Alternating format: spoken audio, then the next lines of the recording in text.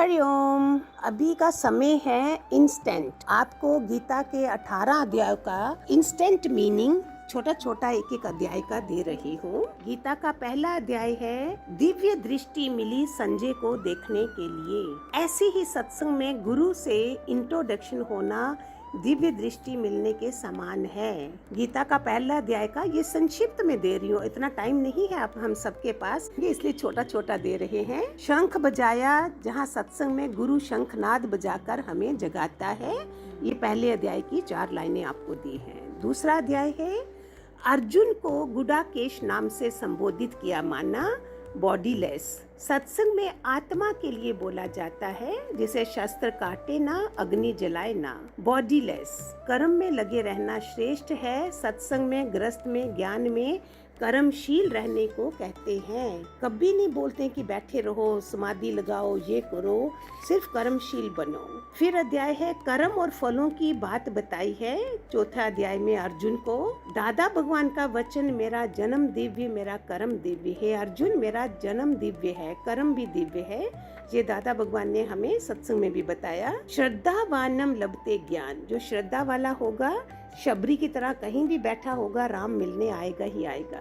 श्रद्धावानम लभते ज्ञानम वाला श्लोक है। सत्संग में श्रद्धा नहीं होगी तो ज्ञान नहीं लगेगा। छठा अध्याय है कृष्ण अर्जुन से कहता है शनै शनै। ये बात समझ में आएगी, हमारे सत्संग में स्वयं को बनाने के लिए धीरज नहीं, महाधीरज चाहिए। ये अंतिम जन्म की कहानी है, इसलिए महाधीरज चाहिए, क्योंकि कार्मिक कर्मों का पूरा अकाउंट खत्म करना है हमने। 7 जन्म खाली हम बैठते हैं सत्संग में आके। ये भगवान जी ने बोला था 7 जन्मों तक विवेक जगेगा ही नहीं, ऐसे हम आते हैं, ज्ञान को कैच ही नहीं कर सकते हैं। 7वां अध्याय है गीता का 7वां अध्याय पितरों के लिए, शांति के लिए पढ़ा जाता है। इसका भी महात्म कभी बता दूंगी मैं, कैसे बेटे के सपने में आया बाप, वो सांप में जोनी में बैठा था, देखा इतना धन पड़ा है तो इसको कौन संभालेगा। फिर एक दिन कब से कितने जन्मों तक खड़ा रहा, तो फिर बेटे को सपने में आया और बोला कि तुम गीता का 7वां अध्याय, जो हम सब श्राद्धों में तो पढ़ते हैं, सो दैट पितरों को शांति मिले, पितरों की शांति के लिए पढ़ा जाता है 7वां अध्याय और उनको अर्पण किया जाता है। हमारे सत्संग में भगवान जी कहते हैं जीते जी अपनी देह को और देह वालों को भगवान के अर्पण कर दो, जीते जी उनको नमस्कार करो।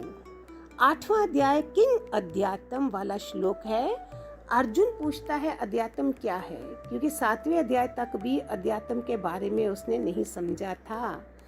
ऐसे हमें 7 जन्म लग जाते हैं सिर्फ सत्संग में आने में। ये तो मैंने कहीं और भी पढ़ा था, पता ही नहीं चलेगा, सिर्फ आदतवश आ गए और फिर कितनी हमें यातना भुगतनी पड़ती है और दुख पाके, हर जन्म दुख पाके हम आते हैं। 9वां अध्याय है कृष्ण कहते हैं हे अर्जुन, ज्ञान यज्ञ कर, शुभ अशुभ का परित्याग कर।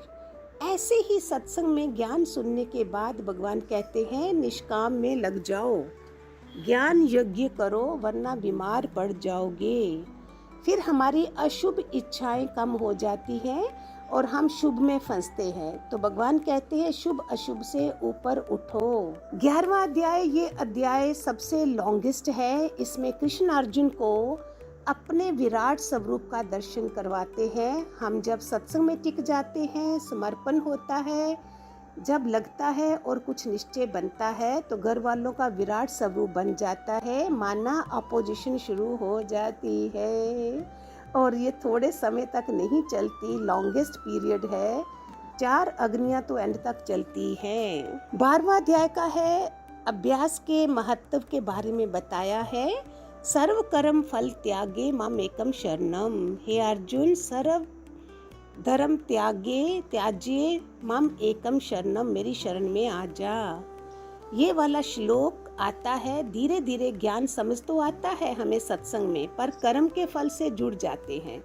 तब भगवान हमें अभ्यास और वैराग्य पक्का करवाते हैं और फल की इच्छा से ऊपर उठ जाते हैं। 13वां अध्याय त्रिपुटी का ज्ञान की चर्चा है, ज्ञान ज्ञाता और ज्ञेय, बहुत इम्पोर्टेंट है, ज्ञान ज्ञाता और ज्ञेय। ये वाला श्लोक है।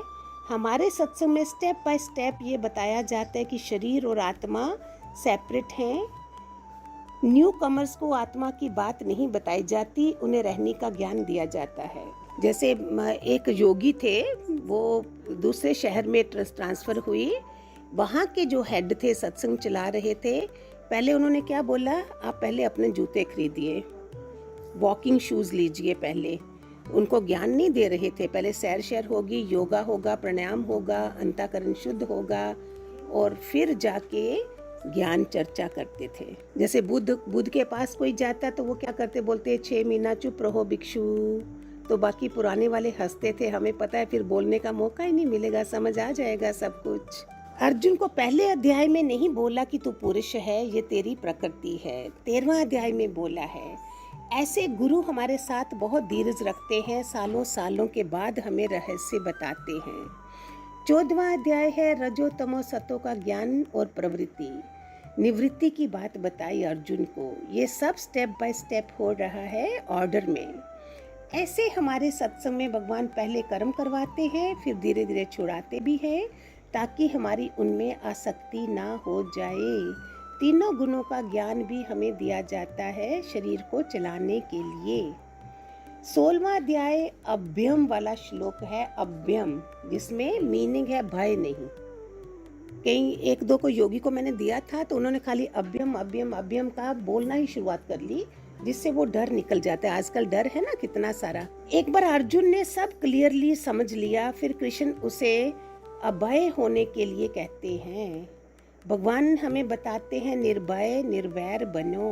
एक ओमकार सतनाम करता पुरखो निर्भय निर्वैरु, अकाल मूर्ति अंजनी सहबा, आद सत जुगाद सत है भी सत, नानक हो से भी सत। हम सामना करेंगे, हम गुरु के बच्चे हैं, हम कमजोर नहीं हैं। हमारा लास्ट जन्म है धरती पर, हमने बार बार नहीं आना है इधर। एक ही बारी फाइनल कर्मों का हिसाब खत्म करके हम चले जाएंगे। जिसको हमारे दर्शन करने हैं, जो हक वाला होगा हमारे पास आएगा, सुनेगा, नहीं होगा तो अभी उसकी बहुत क्लासें हैं ज्वाइन करने को। 16वां अध्याय अभ्यम का हो गया। 17वां अध्याय देश काल पात्र वाला श्लोक है। अब अर्जुन ये बात समझ पाएगा, जब तक ज्ञान की नींव पक्की नहीं होती तब तक हम देश काल पात्र नहीं समझ सकते हैं। इतना ज्ञान समझाने की जरूरत पड़ती है। It's very very very important. देश काल पात्र, भगवान क्या बोलते हैं, हस्बैंड ऑफिस जा रहा है सुबह तब भी कोई बात नहीं करो, जब ऑफिस से आते हैं तब भी कोई बात नहीं करो। वो एक के ऊपर एक बॉस होता है। जब वो घर आता है पहले चाय वाय पिला दो, शांति से बात हो जाए, फिर प्यार से बात करो जो भी करनी है। ये ज्ञानी ऐसे चलता है, ऐसे अपने रोल निभाता है। वो बेचारा गुस्से में आया शाम को, फिर नाराज हो गया, खाना नहीं खाया, हमने समझा ही नहीं। औरतें तो घर में बैठी हैं आराम से, जब चाहो नैप ले लेंगी, लेट सकेंगी। आदमी कैसे करे, ये हमको औरतों को समझना है। 18वां लास्ट अध्याय यत्र योगेश्वर वाला श्लोक है, अर्थात जहाँ जहाँ अर्जुन है वहाँ वहाँ कृष्ण उसके साथ में है, वहाँ वहाँ विजय है। सारे मर गए, कौरव मर गए, सब खत्म हो गया, लेकिन 5 पांडु इतनी बड़ी यातना कृष्ण के सहारे लंघ गए। कुंती कृष्ण के सहारे बुआ थी, फिर भी बोलती है मुझे दुख देना, दुखों में हम तेरे साथ रहेंगे वासुदेव। हमें छोटा सा दुख भी नहीं होता है और कहाँ कहाँ हम रोते हैं। यही मांगी थी कुंती। हमें ब्रह्म ज्ञान जो मिला है वो यज्ञ दान तप व्रत से ऊपर है, देह के ऊपर है, राज्य करने का ज्ञान है। इसको राजयोग बोलते हैं, राजा जनक का ज्ञान है हमारा। अष्टावक्र आपको सुनाई है, फिर बीच में कर देंगे। सर्व धर्म त्याज्य माम एकम शरणम ब्रज वाला श्लोक है। अब काफी सालों के बाद गुरु भगवान का वचन मिलेगा, धर्म से हट जा, कर्म से हट जा, तू सत्य हो जा, गुरु प्यार मिलेगा, तू बसम हो जा, गुरु प्यार मिलेगा, समझ ले तेरा आखिरी पल है, कर ले सुलह दुश्मन से। ये तो आजकल फील होता है, पता नहीं नेक्स्ट मोमेंट किसका पता चले, ही इज नो मोर। आजकल तो लोगों ने इतना असंवेदनशील हो गए हैं। हम सत्य वाले लोग तो नहीं बोले ऐसा, हर कोई ऐसा करके चल रहा है। सो खूब सारा गीता का पूरा बता दिया। आई होप आप सारे समझ रहे होंगे। ठीक है। हे गजगजवासी दादा लक्ष्मी भगवान की जय। हरिओम।